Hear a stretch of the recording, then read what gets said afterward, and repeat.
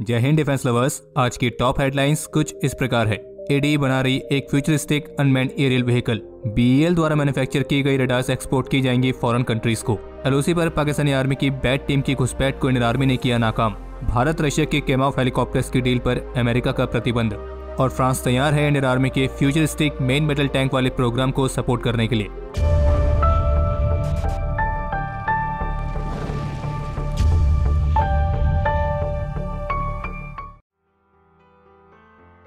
भारत की aeronautical development establishment यानी कि एडीई की तरफ से उन सभी वेंडर्स के लिए एक टेंडर जारी किया गया है जो कि आईआईटी कानपुर में स्थित नेशनल टनल टेस्ट फैसिलिटी में टेस्ट करने के लिए एडीई के futuristic unmanned fighter aircraft programme के तहत इसके एक विंड टनल मॉडल को सप्लाई कर सके।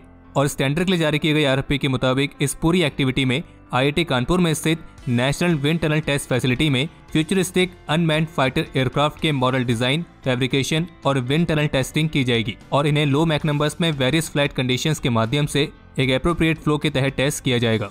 और इस टेंडर के लिए बिड सबमिट करने की आखिरी तारीख है 12 जनवरी। और इससे इस बात के भी संकेत मिलते हैं कि एडीई एक नए फ्यूचरिस्टिक यूएवी कॉन्सेप्ट पर काम कर रही है। और अब इस फूफा प्रोग्राम यानी कि इस एफयूएफए प्रोग्राम की खासियत क्या रहने वाली है वो तो खैर आने वाले टाइम पे ही मालूम पड़ेगा। इसके अलावा एक अपडेट यह है, इसमें द इंडियन एक्सप्रेस की एक रिपोर्ट में बीईएल यानी कि भारत इलेक्ट्रॉनिक्स लिमिटेड ऑफिशियल्स के हवाले से बताया गया है कि बीईएल के द्वारा मैन्युफैक्चर की गई एक एल बैंड की 3D air surveillance radar international clients को एक्सपोर्ट की जाएगी। ऑफिशियल्स का कहना है कि ये एक कॉस्ट इफेक्टिव लॉन्ग रेंज की एयर सर्विलेंस रडार है जो कि एयर और सरफेस टारगेट्स के अर्ली डिटेक्शन और ट्रैकिंग के लिए बिल्कुल परफेक्ट है और इसे दूसरी कंट्रीज को एक्सपोर्ट करने के लिए भी बातचीत चल रही है। और जो रडार है ये शिप और लैंड बेस्ड कॉन्फ़िगरेशन दोनों में ही आती है और जबकि इंडियन नेवी की सर्विस में भी इसके इंडक्शन की प्रोसेस जारी है। और फिलहाल अभी बीईएल की तरफ से इस बात का खुलासा नहीं किया गया है कि वे किन फॉरेन कंट्रीज को ये रडार एक्सपोर्ट करने की तैयारी कर रहे हैं। इस रडार की इंस्ट्रूमेंटेशन रेंज 400 किलोमीटर की है और ये मिसाइल्स, हेलीकॉप्टर्स, एयरक्राफ्ट लगभग हर तरह के एयर टारगेट्स को डिटेक्ट करने में सक्षम है।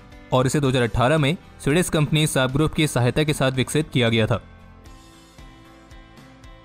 एक नए साल की शुरुआत के साथ हमारे निकम्मे पड़ोसी पाकिस्तान ने अपनी नापाक हरकतों को भी शुरू कर दिया है और हमेशा की तरह हमारे निकम्मे पड़ोसी की नापाक हरकत को नाकाम करने के लिए इंडियन आर्मी हमेशा की तरह तैयार है। तो हुआ यह है कि आज रविवार को इंडियन आर्मी ऑफिशियल्स की तरफ से इस बारे में जानकारी दी गई है कि कल किरन सेक्टर में एलओसी पर पाकिस्तान के चमगादड़ों की घुसपैठ की कोशिश को नाकाम किया गया है। कल शाम को करीब 3 बजे एलओसी पर पाकिस्तान की बॉर्डर एक्शन टीम यानी कि बैट ने घुसपैठ करने की कोशिश करी थी, लेकिन इंडियन आर्मी ने इस घुसपैठ की कोशिश को नाकाम कर दिया है। और आर्मी ने अपने ऑफिशियल स्टेटमेंट में कहा है कि एलओसी के पार दोनों सेनाओं के बीच चल रहे सीज फायर एग्रीमेंट का पूरी तरीके से उल्लंघन करते हुए 1 जनवरी 2022 को किरन सेक्टर में पाकिस्तान की बैट ने घुसपैठ की कोशिश की, लेकिन एलओसी पर तैनात हमारे सतर्क सैनिकों द्वारा तुरंत ही कार्रवाई की गई और इस घुसपैठ के प्रयास को विफल कर दिया गया। और इसी दौरान एक सुअर को भी हॉरिफाइड किया गया है जिसकी पहचान मोहम्मद शब्बीर मलिक के तौर पर हुई है जो कि पाकिस्तान का ही नागरिक है और इसके पास से AK-47 ग्रेनेड्स और ऐसी अन्य आर्म्स एंड एम्युनिशंस रिकवर हुए हैं। ऑफिशियल स्टेटमेंट में यह भी कहा गया है कि पठानी सूट और काली जैकेट पहने इस घुसपैठिए को करीब 3 बजे एलओसी के पार पाकिस्तानी सेना के नियंत्रण वाले क्षेत्रों से घूमते हुए पाया गया था और इसके पास से पाकिस्तानी करेंसी, पाकिस्तान का राष्ट्रीय पहचान पत्र और टीकाकरण प्रमाण पत्र भी मिले हैं। और जबकि इसी घुसपैठिए के पास से पाकिस्तानी आर्मी यूनिफॉर्म में इसकी एक फोटोग्राफ भी मिली है और जो इस बात को पूरी तरीके से स्पष्ट करता है कि पाकिस्तान की मिलिट्री खुद किस तरीके से इस घुसपैठ के प्रयास में शामिल है। और फिर इस घटना के बाद इंडियन आर्मी की तरफ से पाकिस्तानी आर्मी को सूचित किया गया था और उन्हें कहा गया था कि वे मारे गए अपने व्यक्ति का शव वापस ले जाएं। और इस मारे गए आतंकी के आर्मी यूनिफॉर्म में उसकी फोटो मिलना इस बात को भी दर्शाता है कि वो पाकिस्तानी आर्मी का ही सोल्जर था। वो बात अलग है कि पाकिस्तान की फितरत को देखते हुए पाकिस्तान कभी भी इस बात को स्वीकार करेगा ही नहीं कि वो उनकी आर्मी का ही सोल्जर था।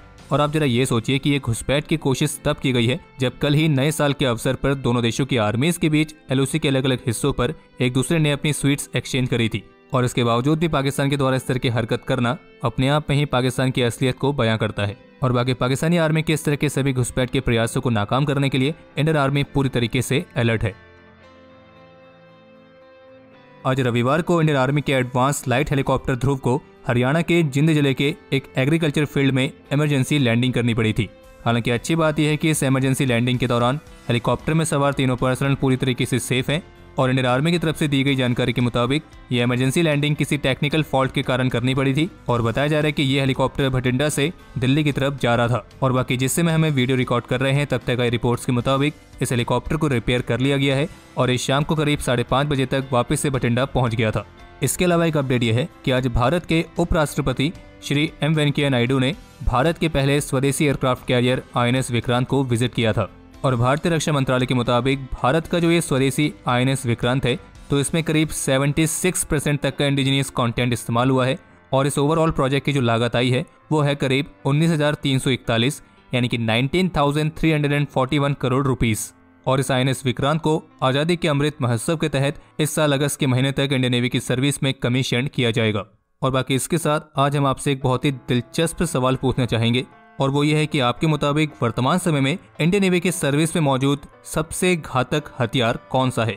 और इस इंटरेस्टिंग सवाल के अपने इंटरेस्टिंग जवाब कमेंट सेक्शन में शेयर करना ना भूलें। और बाकी अगर आपको यहाँ तक वीडियो पसंद आई हो तो वीडियो को लाइक भी जरूर कर दें। द वायर की तरफ से जारी की गई रिपोर्ट के मुताबिक भारत रशिया से जो कैमॉफ के 22060 हेलीकॉप्टर्स को खरीदने वाले डील पर काम कर रहा है तो अब इस डील में अमेरिका के प्रतिबंधों के कारण रुकावट आ सकती है, क्योंकि इस बात की संभावना है कि अमेरिका कैमॉफ हेलीकॉप्टर्स को पावर देने वाले फ्रेंच हेलीकॉप्टर इंजन्स के एक्सपोर्ट पर प्रतिबंध लगा सकता है। वैसे अगर एक तरीके से देखा जाए तो अमेरिका का इस तरह का प्रतिबंध भारत के स्वदेशी प्रोग्राम के लिए एक अच्छी खबर साबित हो सकता है। इसके अलावा एक अपडेट यह है कि फ्रेंच गवर्नमेंट ने नेक्सटस इंडस्ट्रियल प्रपोजल के तहत भारत के लिए फ्रेंच गवर्नमेंट के सपोर्ट के बारे में फ्रांस की लोअर हाउस ऑफ पार्लियामेंट को सूचित किया है। और ये वही प्रपोजल है जिसमें इंडियन आर्मी के लिए नए टैंक्स खरीदने वाले RFI के जवाब में फ्रांस की तरफ से भी भारत के लिए नेक्सटस सिस्टम के लेक्लर टैंक का प्रस्ताव पेश किया गया था। हालांकि इसमें देखने वाली बात ये होगी कि फ्रांस का ये प्रस्ताव भारत की मेक इन इंडिया पॉलिसी को किस हद तक सूट करता है। भारत बांग्लादेश बॉर्डर पर विमेन स्मगलर्स की चेकिंग के लिए अब BSF ने फीमेल कांस्टेबल्स को भी डिप्लॉय किया है। और बाकी अब समय है आज के इतिहास का। तो आपको बता दें कि आज ही के दिन इंडियन एयरफोर्स के पठानकोट एयरबेस पर आतंकी हमला किया गया था और इन हमलावरों को ढेर करने के लिए 5 जनवरी 2016 तक एक ऑपरेशन भी चलाया गया था। लेकिन इसी हमले के दौरान हमने अपने 7 वीरों को भी खोया था, जिनमें energy commando lieutenant colonel Niranjan Kumar, Indian air force के Garud commando corporal Gursevak Singh, DSC के सूबेदार मेजर फतेह सिंह, हवलदार जगदीश चंद, हवलदार कुलवंत सिंह, हवलदार संजीवन राणा और लांस नायक मूलराज शामिल हैं। इनके अलावा आज के दिन इंडियन आर्मी के लेफ्टिनेंट त्रिवेणी सिंह भी 2004 में जम्मू रेलवे स्टेशन पर हुए आतंकी हमले के दौरान अपने अदम्य साहस और वीरता का परिचय देते हुए वीर गति को प्राप्त हुए थे। और भारत के इस वीर ने इस हमले के दौरान 2 आतंकियों को तो ढेर किया ही था, लेकिन उसके साथ करीब 300 लोगों की जान भी बचाई थी और उनकी इसी वीरता के लिए उन्हें मरणोपरांत अशोक चक्र से भी सम्मानित किया गया। आज के दिन 2002 में इंडियन आर्मी के कैप्टन दिलीप कुमार झा भी अपने अदम्य साहस और वीरता का परिचय देते हुए वीर गति को प्राप्त हुए थे। और अब समय है आज के टॉप 3 कमेंट्स का, जो ये रहे आपकी स्क्रीन पर।